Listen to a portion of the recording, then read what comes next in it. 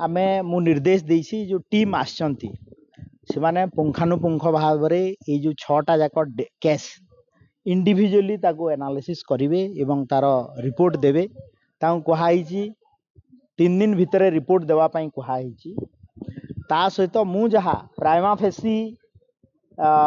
एबे रिपोर्ट रे तांको सहित अनुध्यान कला पड़े जना पड़ुछि जे सेथिरु गोटिए कैंसर केस थिला 4th स्टेज रे 2टा स्टेबिंग केस थिला आ 2टा एक्सीडेंट केस थिला आ गोटे इंटेस्टाइन रे प्रॉब्लम थिला तो ई डेथ रो काहे की हला कोथि पई हला तो तार तो रिपोर्ट फाइनल रिपोर्ट आसला पर जना पड़िबो एवं मु निर्देश देछि जिल्लापाल को जे रेड क्रॉस तरफ रु जहा प्राथमिक सहायता देवा कथा तांकू तुरंत दिया जीवो आम टीम रो रिपोर्ट रो फाइंडिंग्स जहा आसीबो एवं जहा रेकमेंड करिवे ता ऊपर निश्चित भाव रे सरकार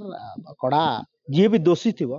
ताको आमे दंड देबु एवं कड़ा कार्यानुष्ठान ग्रहण करिबु। आमे काली विरोध कलु बोली कि आज दुई कमिटी आसिला आज मंत्री महोदय आसिला आमे जदि काली विरोध न करथांतु आज मंत्री आसी न थांता मु सेति भाई आमे दुईटी कमिटी को स्वागत करछु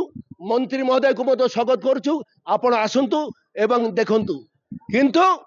मु दुखर कथा आमे मंत्री महोदय को पचारलु जे सर आपण आईसीयू जाइथिले कि जो आईसीयू रे 4टी पेशेंट मरचंते इंजेक्शन देकी नर्स माने इंजेक्शन देकी मारिचंते 4 जन को आईसीयू रे आपण से आईसीयू रे जाइथिले कि आमे पचारलु मंत्री महोदय किंतु मंत्री महोदय कौन सी उत्तर देले नहीं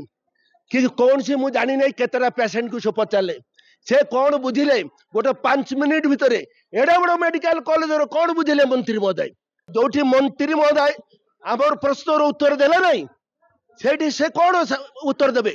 ए चोर एमएलए को पचारंतु जे विरोध करतुला ताकू पचारंतु ए मेडिकल तार कि नहीं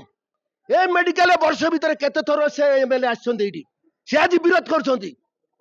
ए अंचल जो पेशेंट मरुछंती ए अंचल पेशेंट विशाखापाटना पठाउछंती ए डॉक्टर माने पैसा खाई कि ए विधायक कौन करछंती केतेटा प्रश्न करछंती विधानसभा रे ए जो 6 जीवन गला ए पाई राज्य सरकार दायी ए पाई स्वास्थ्य विभाग दायी ए पाई मेडिकल कर्तृपक्ष दायी।